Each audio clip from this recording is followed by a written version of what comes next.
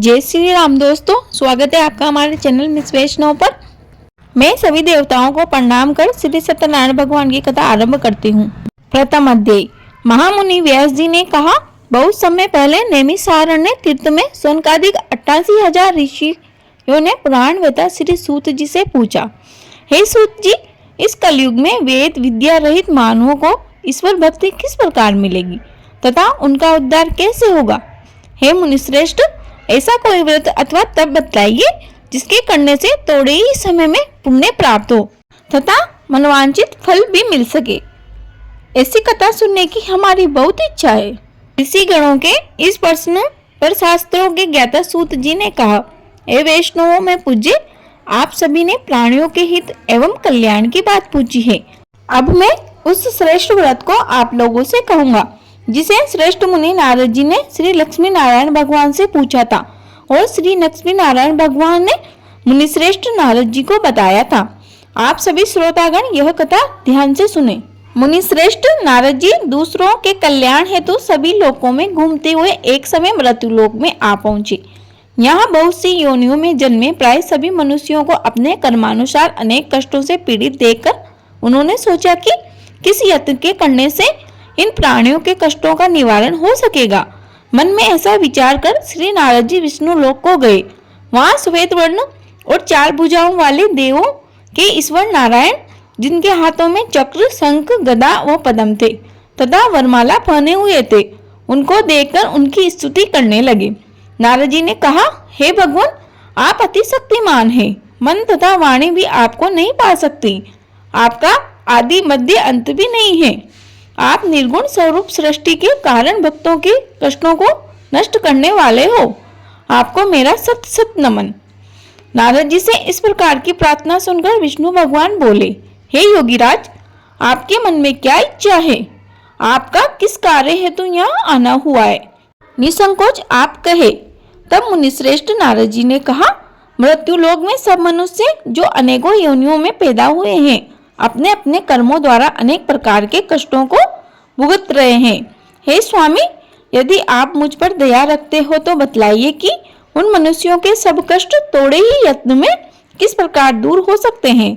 श्री विष्णु भगवान जी ने कहा, हे नारद, मनुष्यों की भलाई हेतु तुमने यह बहुत ही उत्तम प्रश्न किया है।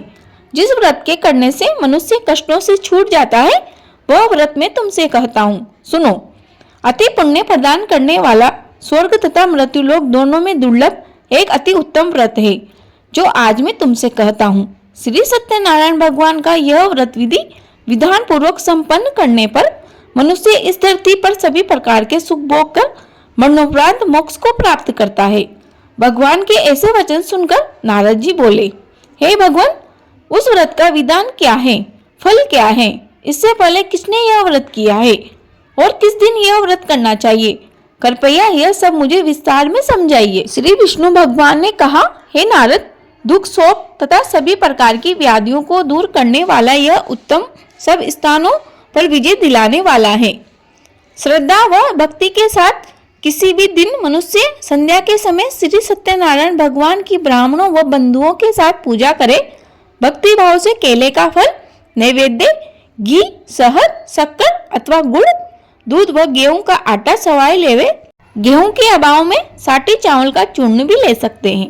इन सभी को भक्ति भाव से श्री सत्यनारायण भगवान को अर्पण करे। बंधु बांधवों सहित ब्राह्मणों को भोजन कराए। इसके पश्चात ही स्वयं भोजन करे। रात्रि के समय श्री सत्यनारायण भगवान के गीत आदि का आयोजन कर श्री सत्यनारायण भगवान का स्मरण करते हुए समय व्यतीत करे। इस तरह जो मनुष्य व्रत करेंगे उनकी मनोकामनाएं अवश्य ही पूर्ण होगी। विशेष रूप से कलयुग में मृत्युलोक में यही एक ऐसा उपाय है जिससे अल्प समय व कम धन में महान पुण्य की प्राप्ति हो सकती है। श्री सत्यनारायण भगवान व्रत का प्रथम अध्याय संपूर्ण होता है। प्रेम से बोलिए, श्री सत्यनारायण भगवान की जय, विष्णु भगवान की जय। द्वितीय अध्याय। महान संत सूत जी ने कहा, हे ऋषियों, जिन्होंने प्राचीन काल में इस व्रत को किया, उनका इतिहास मैं आपसे कहता हूँ। आप सब ध्यान से सुने। अति सुंदर काशीपुरी नगरी में एक अति निर्धन ब्राह्मण वास करता था। वह भूख और प्यास से बेचैन होकर हर समय दुखी रहता था। ब्राह्मणों से प्रेम करने वाले श्री विष्णु भगवान ने उसको दुखी देखकर एक दिन बूढ़े ब्राह्मण का वेश धारण कर निर्धन ब्राह्मण के पास जाकर बड़े आदर से पूछा, हे ब्राह्मण, तुम हर समय दुखी होकर पृथ्वी पर क्यों घूमते हो? हे श्रेष्ठ ब्राह्मण, आपकी व्यथा मुझसे कहो, मैं सुनना चाहता हूँ। कष्टों से घिरे उस ब्राह्मण ने कहा, मैं निर्धन ब्राह्मण हूँ, भिक्षा के लिए पृथ्वी पर मारा मारा फिरता हूँ। हे भगवान, यदि आप इससे मुक्ति पाने का कोई उपाय जानते हो तो कृपा कर मुझे बताएं। तब वृद्ध ब्राह्मण का रूप धारण किए हुए श्री विष्णु भगवान बोले, हे ब्राह्मण, श्री सत्यनारायण भगवान मनोवांछित फल देने वाले हैं, इसलिए तुम उनका विधि पूर्वक पूजन करो, जिसके करने से मनुष्यों के सभी दुख दूर हो जाते हैं।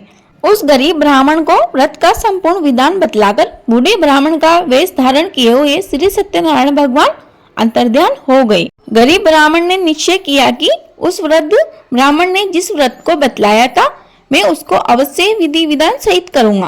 परंतु रात को उस ब्राह्मण को नींद नहीं आई। अगले दिन वह जल्दी उठा और श्री सत्यनारायण भगवान का व्रत करने का निश्चय कर भीख मांगने के लिए चल दिया। उस दिन उसको भिक्षा में अधिक धन मिला, जिसके उसने पूजा का सारा सामान खरीद लिया और घर आकर अपने बंधु बांधवों के साथ विधि पूर्वक भगवान श्री सत्यनारायण भगवान का व्रत किया। इसके करने से वह गरीब ब्राह्मण सब कष्टों से छूटकर अति धनवान हो गया। उस समय से वह ब्राह्मण हर मास व्रत करने लगा। सत्यनारायण भगवान के व्रत को जो शास्त्र विधि से करता है वह सब कष्टों से छूटकर मोक्ष प्राप्त करता है। जो भी मनुष्य श्री सत्यनारायण भगवान का व्रत करेगा वह सब कष्टों से छूट जाएगा। श्री सूत जी आगे कहते हैं कि हे ऋषि गणों, इस तरह नारद जी से श्री सत्यनारायण भगवान का कहा हुआ यह व्रत मैंने तुमसे कहा। हे श्रेष्ठ ऋषि गणों, अब आप और क्या सुनना चाहते हैं, मुझे कहे।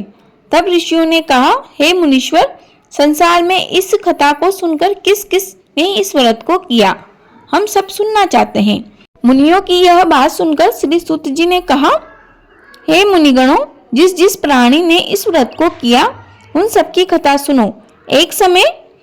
एक बार वह धनी ब्राह्मण बंधु बांधवों के साथ शास्त्र विधि के अनुसार अपने घर पर श्री सत्यनारायण भगवान का व्रत कर रहा था। उसी समय एक लकड़ी बेचने वाला बूढ़ा व्यक्ति वहां आया। उसने सिर पर रखा लकड़ियों का गट्टर बाहर रख दिया और ब्राह्मण के मकान में चला गया। प्यास से बेचैन लकड़हारे ने ब्राह्मण को व्रत करते देखा। वह प्यास को भूल गया। उसने ब्राह्मण का अभिवादन किया और पूछा, हे ब्राह्मण, आप यह किसका पूजन कर रहे हैं? इस व्रत को करने से क्या फल मिलता है? कृपा कर मुझे बताए।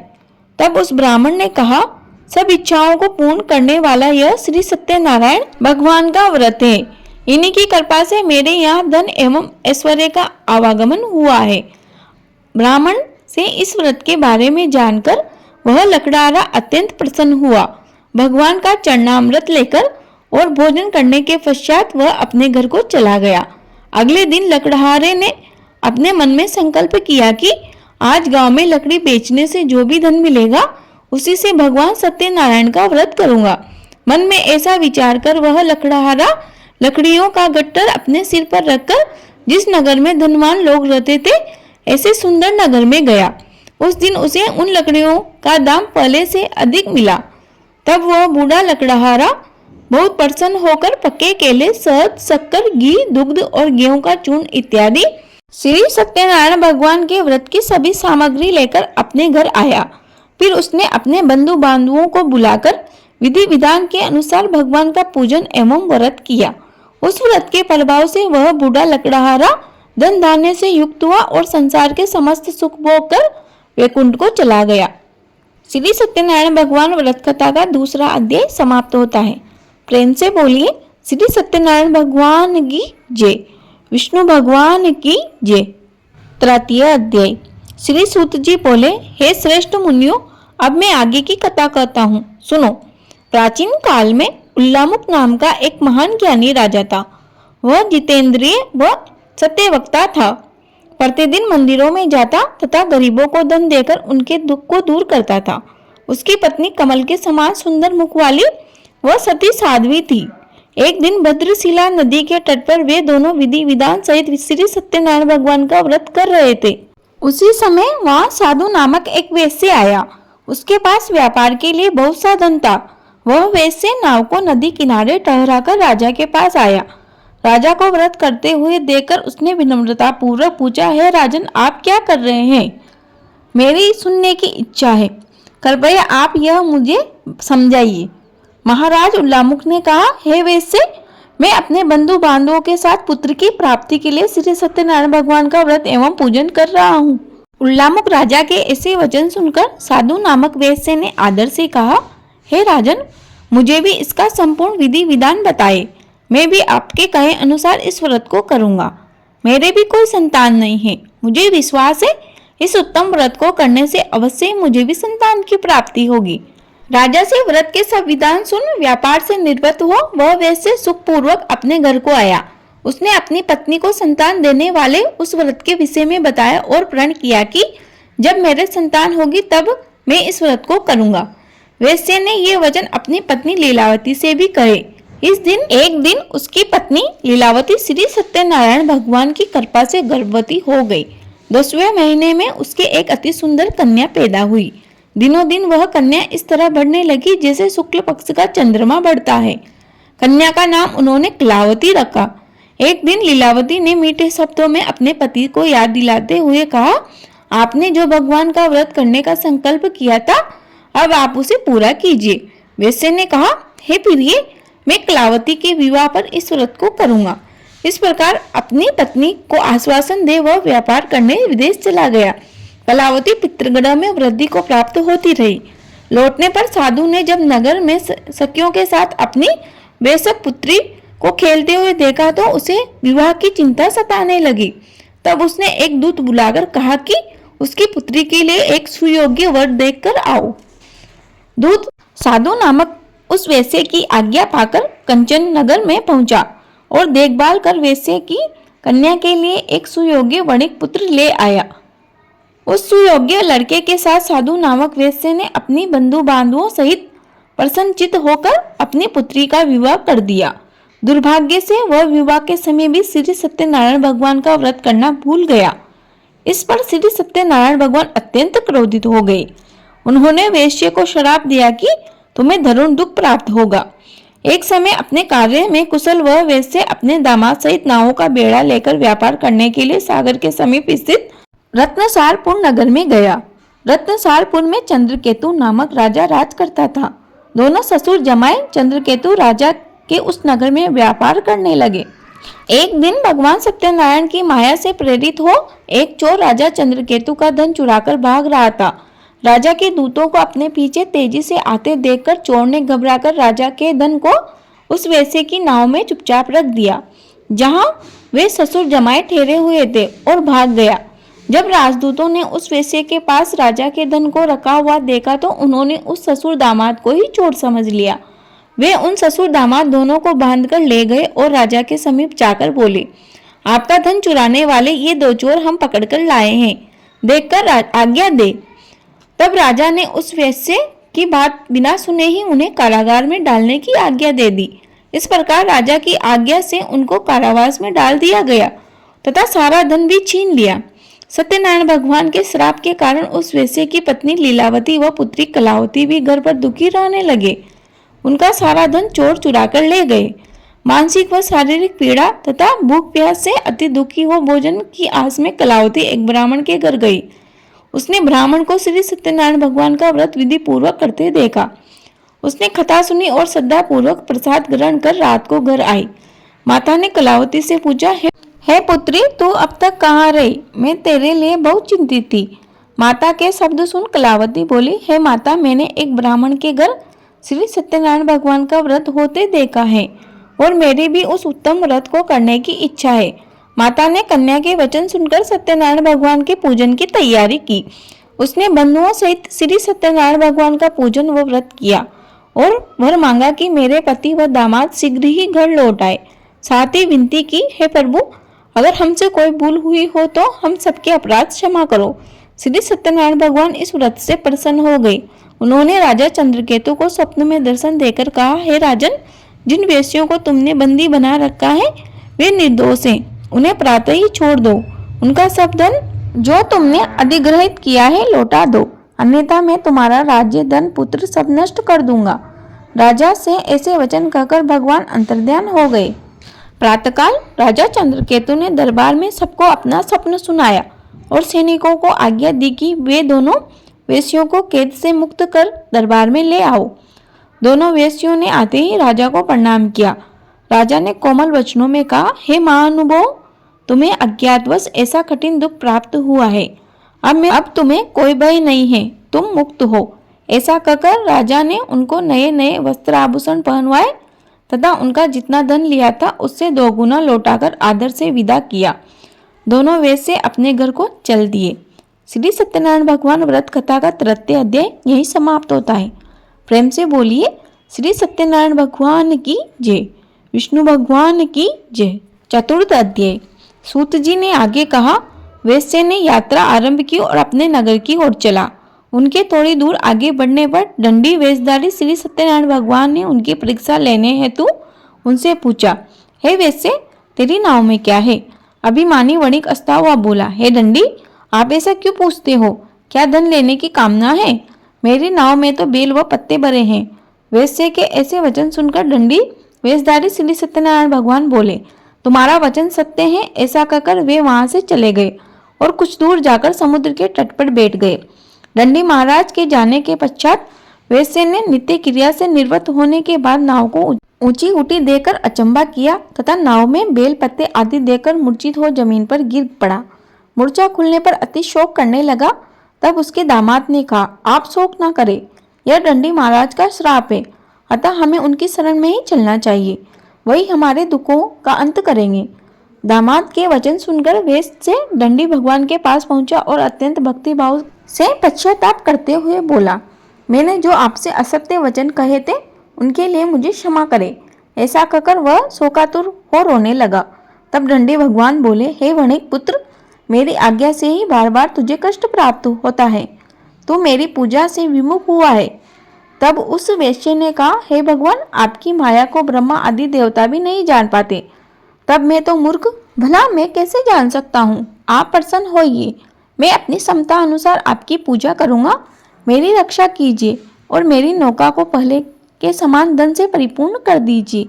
उसके भक्तिभाव से परिपूर्ण वचन सुनकर श्री सत्यनारायण भगवान प्रसन्न हो गए और उसकी इच्छा अनुसार वर देकर अंतर्ध्यान हो गए। तब ससुर व दामाद दोनों ने नाव पर आकर पाया कि धन से परिपूर्ण है। फिर वह विधि विधान से भगवान सत्यनारायण का पूजन कर साथियों सहित अपने नगर को चला। जब वह अपने नगर के निकट पहुंचा तब उसने एक दूत को अपने घर भेजा। दूत ने साधु नामक वैश्य के घर जाकर उसकी पत्नी को नमस्कार किया और कहा, आपके पति व जमाता इस नगर के समीप आ गए हैं। लीलावती व उसकी कन्या कलावती उस समय भगवान का पूजन कर रही थी। दूत का वचन सुनकर साधु की पत्नी ने बड़े ही हर्ष के साथ श्री सत्यनारायण भगवान का पूजन पूर्ण किया और अपनी पुत्री से कहा, मैं अपने पति के दर्शन को जाती हूँ, तो पूजन पूर्ण कर शीघ्र आ जाना। परंतु कलावती पूजन एवं प्रसाद छोड़कर अपने पति के दर्शन के लिए चली गई। पूजन व प्रसाद की अवज्ञा के कारण भगवान सत्यनारायण रुष्ट हो गए। उसके पति को नाव सहित पानी में डुबो दिया। कलावती अपने पति को न पाकर रोती हुई जमीन पर गिर पड़ी। नौका को डूबा हुआ वह कन्या को रोती हुई देखकर साधु नामक वैश्य द्रवित हो बोला, हे प्रभु, मुझसे या मेरे परिवार से अज्ञातवश जो अपराध हुआ है उसे क्षमा करे। उसके ऐसे वचन सुनकर सत्यदेव भगवान प्रसन्न हो गए। आकाशवाणी हुई, हे वैश्य, तेरी पुत्री मेरा प्रसाद छोड़कर आई है, इसीलिए इसका पति अदृश्य हुआ है। यदि वह घर जाकर प्रसाद ग्रहण कर लौटे तो इसका पति अवश्य मिलेगा। आकाशवाणी सुनकर कलावती ने घर पहुंचकर प्रसाद ग्रहण किया और फिर आकर अपने पति को पूर्ण रूप में पाकर वह अति प्रसन्न हुई तथा उसने अपने पति के दर्शन किए। तत्पश्चात साधु वैश्य ने वहीं बंधु बांधु सहित सत्यदेव का विधि पूर्वक पूजन किया और समय समय पर आगे भी व्रत पूजन कर कथा सुनता रहा। अंत में वह इस श्लोक के सभी प्रकार के सुख भोग कर मोक्ष को प्राप्त हुआ। श्री सत्यनारायण भगवान व्रत कथा का 4th अध्याय समाप्त होता है। प्रेम से बोलिए श्री सत्यनारायण भगवान की जय, विष्णु भगवान की जय। 5म अध्याय। श्री सूत जी बोले, हे ऋषिगण, मैं आगे और व्रत कथा कहता हूँ, आप सभी ध्यान से सुनो। सदा प्रजा के लिए चिंतित तुंगध्वज नाम का एक राजा था। उसने भगवान सत्यनारायण का प्रसाद त्याग कर बहुत कष्ट पाया। एक समय राजा वन में वन्य पशुओं को मारकर बड़ के वृक्ष के नीचे आया। वहां उसने ग्वालों को भक्ति भाव से बंधु बांधवों सहित श्री सत्यनारायण जी का पूजन करते देखा। परंतु राजा यह देखकर भी अभिमान के कारण न तो वहां गया और न ही सत्यदेव भगवान को नमस्कार किया। जब ग्वालों ने भगवान का प्रसाद उसके सामने रखा तो वह प्रसाद त्याग कर अपने नगर को चला गया। नगर में पहुंचकर उसने देखा कि उसका सारा राज्य नष्ट हो गया है। वह समझ गया कि यह सब भगवान सत्यदेव ने रुष्ट होकर किया है। तब वह वन में वापस आया और ग्वालों के समीप जाकर विधि पूर्वक पूजन कर प्रसाद ग्रहण किया तो सत्यनारायण भगवान की कृपा से सब कुछ पहले जैसे ही हो गया और लंबे समय तक सुख भोग कर मरणोपरांत वह मोक्ष को प्राप्त हुआ। जो मानव इस श्रेष्ठ दुर्लभ व्रत को करेगा, श्री सत्यनारायण भगवान की कृपा से उसे धन धान्य की कोई कमी नहीं होगी। निर्धन धनी हो जाता है, संतानहीन को संतान प्राप्त होती है तथा सब इच्छाएं पूर्ण कर अंत में वह वैकुंठ धाम को जाता है। अब उनके बारे में जानिए जिन्होंने पहले इस व्रत को किया, साथ ही उनके दूसरे जन्मों की कथा भी सुनिए। सतानंद नामक वृद्ध ब्राह्मण ने सुदामा के रूप में जन्म लेकर श्री कृष्ण जी की भक्ति एवं सेवा से वैकुंठ प्राप्त किया। उल्कामुक नामक महाराज राजा दशरथ बने। वह श्री रंगनाथ का पूजन कर मोक्ष को प्राप्त हुए। साधु नामक वैश्य ने धर्मात्मा सत्यप्रतिज्ञ राजा मोरध्वज बनकर अपने पुत्र को आर्य से चीरकर वैकुंठ धाम को प्राप्त किया। महाराज तुंगध्वज स्वयंभू मुनि बने। उन्होंने बहुत से लोगों को भगवान की भक्ति में लीन कराकर वैकुंठ धाम को प्राप्त किया। वह लकड़हारा भी अगले जन्म में गुह नामक निषाद राजा बना, जिसने राम के चरणों की सेवा कर अपने सभी जन्मों को संवार लिया। श्री सत्यनारायण भगवान का पंचम अध्याय यही समाप्त होता है। प्रेम से बोलिए श्री सत्यनारायण भगवान की जय, विष्णु भगवान की जय। यह संपूर्ण कथा यही समाप्त होती है। दोस्तों, मुझे उम्मीद है आपको वीडियो अवश्य उपयोगी लगी होगी। यदि आप हमारे चैनल पर नए हो तो प्लीज़ हमारे चैनल को सब्सक्राइब कर लीजिए। आपको हमारे चैनल पर सभी प्रकार के व्रत उपवास की कथा, कहानी, पूजा विधि, उद्यापन आदि से संबंधित वीडियो मिल जाएगी। आपका दिन शुभ हो। धन्यवाद।